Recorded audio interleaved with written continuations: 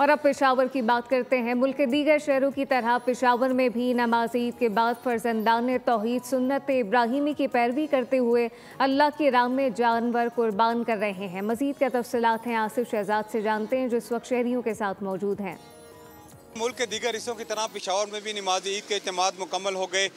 जो शहरी हैं उन्होंने नमाज ईद अदा की। अब जो है वो सुन्नत इब्राहिमी की पैरवी करते हुए जो कुर्बानी के जानवर हैं वो कुर्बान कर रहे हैं। शहर में बड़ी तादाद में जानवर कुर्बान किए जा रहे हैं। शहरी हमारे साथ मौजूद है, उनसे बात करेंगे।